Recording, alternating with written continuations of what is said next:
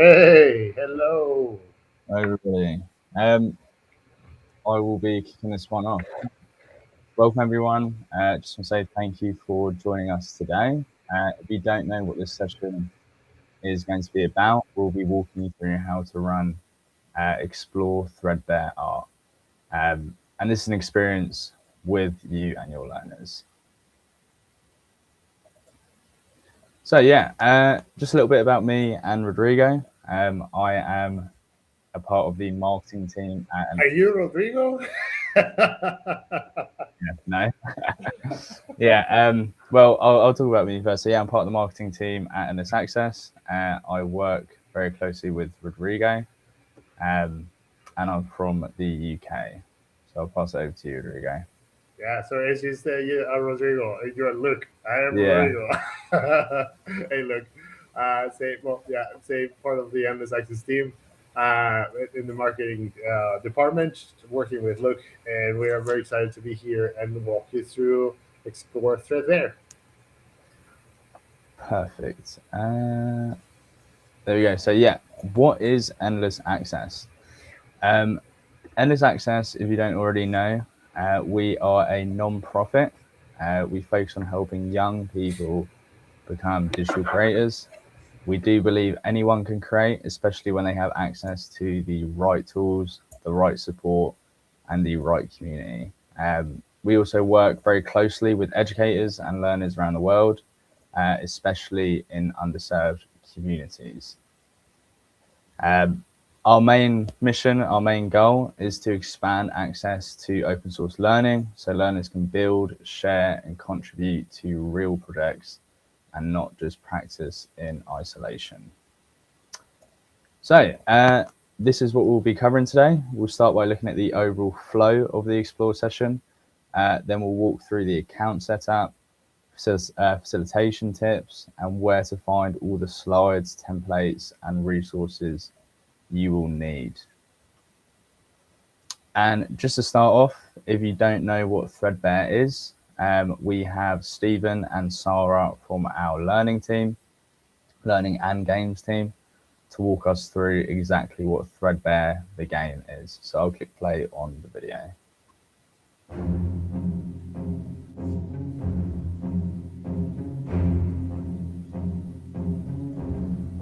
My name is Sarah Spires, and I am the producer here at Endless Access working on Threadbare. I'm really passionate about games that tell a story and really invite the player to use their imagination and be a part of that storytelling. In the past, I've worked on the games like The Sims, and I've also worked on indie games like Wildflowers, which tells the story of a witch exploring a new world and building community with one another.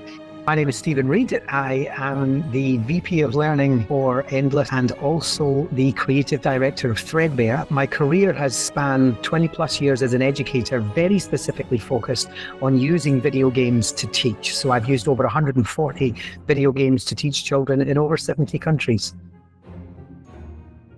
Is a narrative-driven RPG, cozy kind of game that actually allows learners to play and create. The entire world is made of fabric, and we talk about this as the fabric of reality or the fabric of life.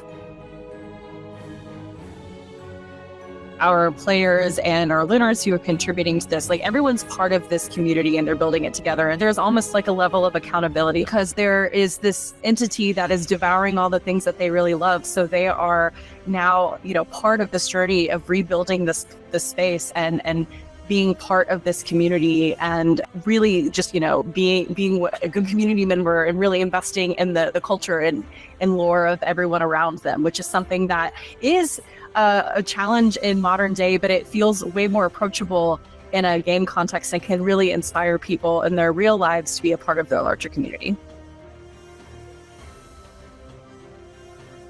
This game is fun because it is always changing. Like you can play it today and then next week it's going to be a little bit different and you don't always know where all of the changes are happening, right? And then there was this list of things I didn't know were coming. And as the creative director, I think on any other games team, they'd be like, what do you mean I didn't know this was coming? But I'm not supposed to know it's coming because it came from learners all over the world. And so there's creatures coming that I didn't know, and there's some narrative streams that are coming that I didn't know about. And that is beautiful. So it truly is open collaboration and connectivity in this game. Open source is different. By joining us and being in the community, they're able to actually contribute by pointing out when things may or may not be working. We invite that and we really encourage it. And of course, we're always striving to make this the best game we can make it, but we're pulling the curtain back a little bit and letting you see what's actually happening behind the scenes. And that's what's great about open source. Also, too, again, everyone can contribute. We're all in this together. You can learn from one another, which is just something that you don't necessarily see in a, commercial game. We use Godot as a game engine. Godot is open source. Open source equals equity and accessibility. Please play the game. Please, please, please tell us what you think. Get involved. Make a sound, make a graphic, submit a piece of narrative, and just get involved. Have fun with it. If you're sitting here listening to this and you're thinking, but I'm just a writer, write for us. That's a beautiful thing. Get involved and contribute.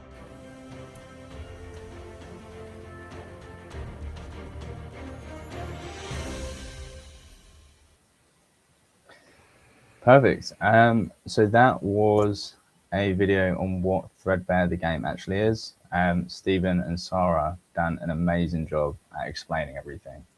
And just for some context, Explore Threadbare is part of a larger learning pathway. We do offer 3 separate programs that are built around Threadbare. So Core is more team-based and much longer than Explore. It runs across 18 sessions. And More is our advanced program where learners start working on backlogged items or game tasks with community support.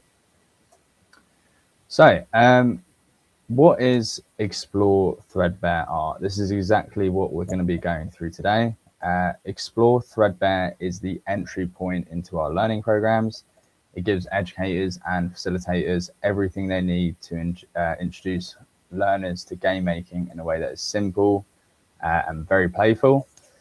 Learners begin with small hands-on projects like designing game graphics, building environments, writing dialogue, and each activity connects directly to the overall game world. So it just kind of shows them how their work can become a part of a real living and breathing game.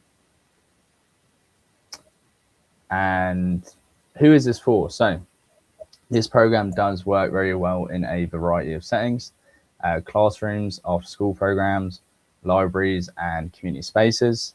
It's especially great for educators who may be new to game design or pixel art, and for learners who are really curious about creativity, storytelling, or game making in general, or even games in that sense. Anyone can pick this up, around ages 13 and plus, so that's the recommended age. Can start this program. And the tech requirements are super basic, super simple. Learners just need internet access and a modern web browser. Chrome or Google Chrome usually does work best. For the pixel art tools, which you'll be using during this program, we recommend Piskel for computers or laptops, and we recommend Pixel Art for mobile devices or iPads. And these tools, just to emphasize, they are completely free, as is the program. So, what do learners create? During the experience, learners will explore the Threadbare game world. They'll reflect on its themes, its ideas, and they'll try to work out what's actually missing from the game. And that's when their creativity comes into play, and they'll create a pixel art asset. So this could be a character, it could be an object, it could be an apple, it could be anything. And we'll have some examples later on in the webinar. And what do you as an educator actually gain? As an educator, you'll walk away with a repeatable session plan, something that you can use multiple times, facilitation prompts, and experience supporting open-ended creative work. You'll also be able to view all of your learner submissions and celebrate their contributions inside of our platform. And for pre-session setup, I will hand it over to Rodrigo just to go through things that you can do before the session to be fully prepared. Yeah, and as any educator will do, usually like, you go and explore and kind of go through the steps to make sure that you are all ready. So we want to walk you through that process, and this is just so you get familiar with some of the tools and places where the experience will take place. And yeah, then we will walk you through kind of like the information that's on the deck that's going to be available. Probably if you're here, that means that you have access our materials, and if not, don't worry. At the end of the session, we will share the links as well, so you can go and download them. So let's start with the first step, which is the platform. So we use the Endless platform, which is free to access and open to anyone. So yeah, anyone can create an account. They're inside the platform. Learners and educators can explore resources. That's where the community, the Endless community, lives. We host programs with partners there, so you don't need to be part of a program to get started. Inside the platform, you will find learning materials, community discussions, events, and feedback spaces. And it's designed to be very simple, intuitive, and supportive, so you and your learners can focus on what matters the most, which is creating and collaborating. Something I want to also highlight is a very private and safe space. So we do collect some information, but it's mostly just to run the platform and improve the learning experiences. And we never sell data to anybody. So the participation is transparent and respectful, and there are clear guidelines for everyone. So we have a safe community. So that's step number one.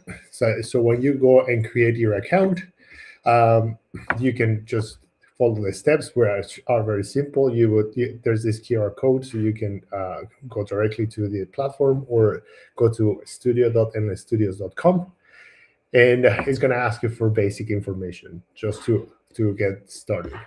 So once that's done, we're going to watch a little video of the steps that you and the spaces that you're going to get to be.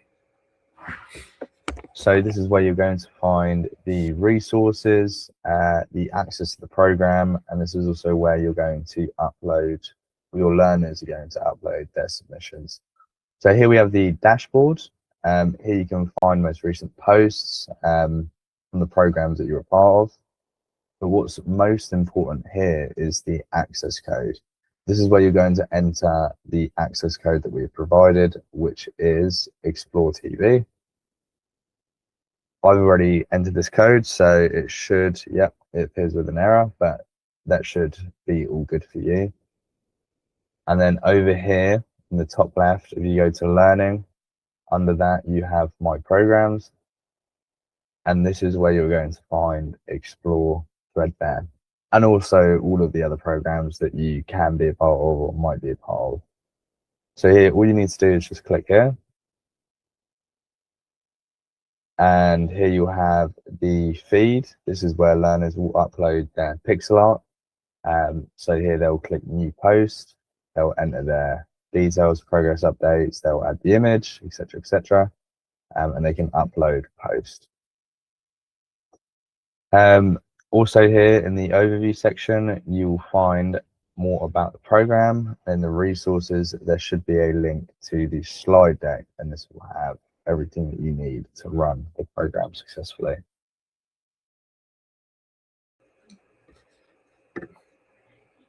Yeah, so there you go. Like Luke's voice over already kind of walks us through some of the steps, which is amazing. But yeah, it's once that you enter the code that is on this page in the My Programs section. That gives you access to the information, the slide deck, and the team is all constantly adding more and more resources that are available to you and learners. So the idea is all the materials are there, so they can just continue their experience or for you to facilitate that experience. Important note there is that codes are not case sensitive. So the next step in the pre-session setup is we recommend that you play Threadbare. So the game is an adventure game, so that you get to see kind of what the students are going to experience within the game, because they're going to come to you with questions. So at least giving it a 10-minute play around that will allow you to feel a little bit more comfortable telling them where to go, etc. The recommendation usually here would be that you go there when the students enter this space in the game, which is like literally right at the beginning. This is the Eternal Loom. And here there are two elders. So you see there's one on the right and one on the left. We recommend educators and facilitators to ask their students to go with the elder on the left. That's where the main lore of the game happens. That's where the story and many of the main mechanics of the game are available. On the right elder is more for story quests, and that's for our core program. So you will get to experience and see what other students have created within the game, that's also available to you. But this is more for if you are setting up a space for students, so they create something for the game. So simple assets like the art assets, go with the right elder. Perfect. Let's go to the next one. So as Luke already mentioned, there are these two options that we are suggesting. Spiskel is one, or pixel art is another one. One works really well with computers, and the other one has been planned for phones and tablets.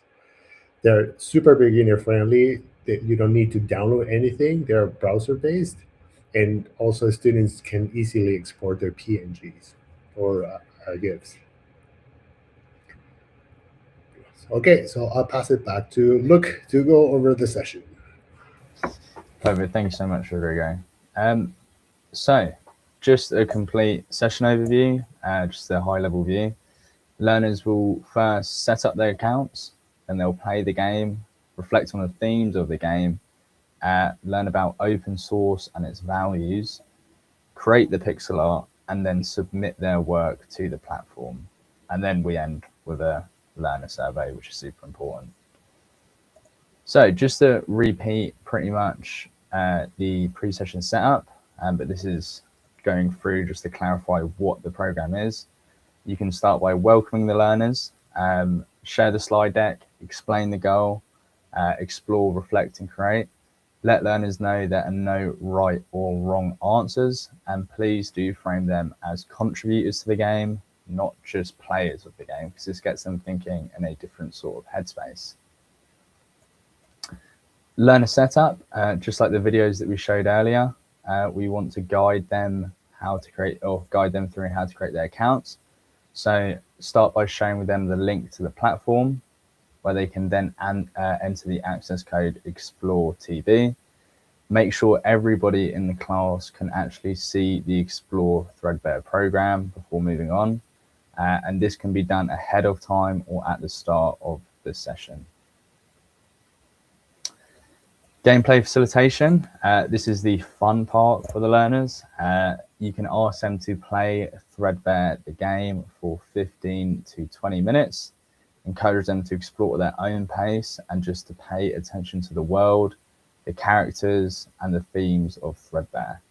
Your role here is purely to support curiosity, answer questions, and let learners discover things at their own pace. And here on the right-hand side, you can see play.threadbare.game is how to access the game. And for the theme, reflection, and brainstorming part of the session, after the learners play Threadbare, ask learners what themes that they noticed, what they felt was unfinished, and what they might want to add to the world. Capture the ideas together using notes, a whiteboard, or a shared Google Docs, or anything that you can find to put notes down.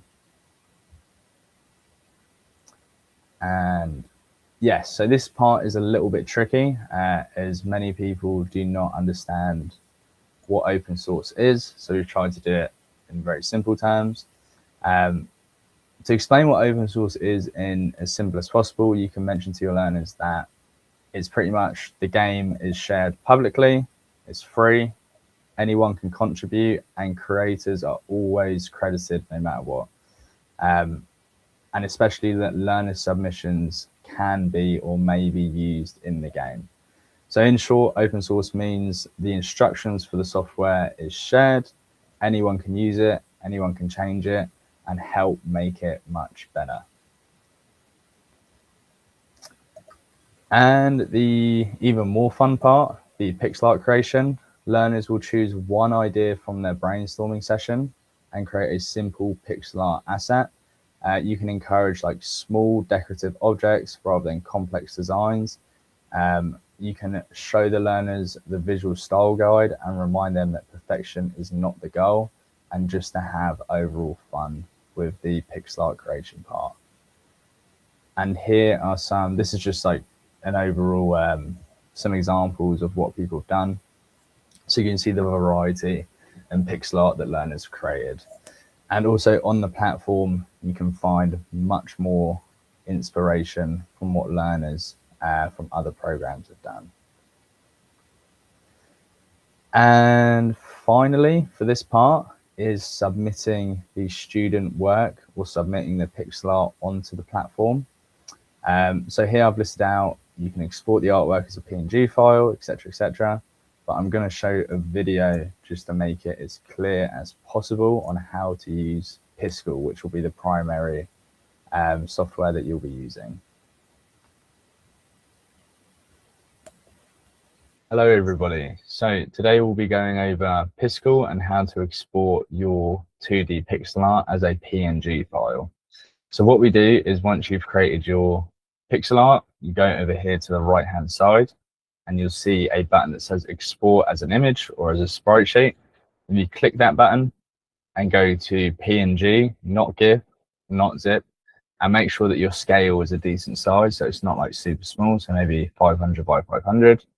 And if you click download sprite sheet file, then we should get a PNG file downloaded directly into our computer. Now, if we go over to the actual platform, here in the Learning My Program section, you'll see Explore Threadbare. Click there. And here you can create a new post where you can upload your pixel art with a description and a title to the feed for everybody to see. And here you can see a lot of the other pixel art that people have done if you want any inspiration. But you can upload anything. Perfect. So hopefully that was super clear. And if it isn't, please drop any questions in the comments or refer back to the video. But lastly, once the learners have completed everything, they've created their pixel art, they've uploaded it to the platform, we would really appreciate if you can fill out the learner survey at the end. And this is just purely an important way for them to share feedback and just reflect on their experience. And it helps us iterate on the program and improve the program for any future learners. So that'd be amazing if you could get your learners to fill out this survey. And for frequently asked questions and just wrapping up, I'll hand it back over to Rodrigo to answer any questions. Yeah, thanks. So far right now, there are no questions in the chat, so that's all good. So, but if we go to our most frequent questions that we get from educators when we run this program is where the players play the game. We're putting it here, and we're going to share it in the description of the video, so anyone can access it. Because yeah, play.threadbare.game. In terms of like what kinds of assets should learners create, Luke just walk us through some of the examples, and as you saw there on the feed, there were simple assets. Like there's again not right or wrong, and the idea here is just to create to promote creation, collaboration, and creativity. So in general, it's going to be a simple art file. So this is mostly like the goal with Explore Threadbare Art is just to create something simple that can contribute to a game. We're going to be soon releasing new webinars that will cover other Explore Threadbare experiences related to marketing, engineering, etc. So yeah, subscribe to our newsletter so you get the the notification and when the next one is coming up. How do learners export and upload work? We just walked through that flow, but we're going to be sharing that video as well, and it's going to be available on the YouTube channel if you want to go through the steps or just watch this webinar again. It's going to be on demand. And how does open source contribution work? Oh, that's it. Actually, one of the things that we're going to be sharing is a guide with some examples as how open source works. But yeah, in a simple nutshell, open source means that anyone can access the file or the project. It can be copied and reused. And the idea is another type of economy there where uh, it gives access to information, access to tools, and yeah, it's mostly about opening up to the world. So what the importance here for students to know this is because when they're contributing to this game, as Luke mentioned in one of the slides, some of their assets could make it all the way to the game, and that's exciting. But that also means that their assets, once that they are up in the platform, not in the platform, but like up in the game, that means that it can be taken by another student and be improved upon or changed, modified, etc. So that's also part of the open source uh, workflow. If you need any help, there we have their social media, our email, so you can send us a message. You can also get in touch with us. To access all the materials here, Luke is right now making the QR code huge, so you can go and just take a picture, or there's a link at the bottom. It's going to be also in the description of this webinar, but you can access all of the resources. The newsletter, I mentioned it, and yeah, it's super important, so you stay on top of everything that's happening, and you get all the free new resources for educators. And if you have any questions about how to run this session, if you have any ideas of how to improve our webinars and materials for like learning materials, etc., join us in our Discord server. There's a channel there within our Discord server for educators, so we can we're going to be happy to have you there and share this love for game making. And I think that's it. Yeah, perfect. Wonderful. We just want to end by saying thank you to anybody that joined and watched, and also a thank you to anybody that has joined after the live stream. If you do have any questions, like Rodrigo said, leave them in the comments, join our Discord, and if you want to stay updated on anything, please subscribe to our newsletter so we can send you updates on upcoming webinars and any changes to the program materials. Wonderful. Thank you so much, everyone. Have an amazing day.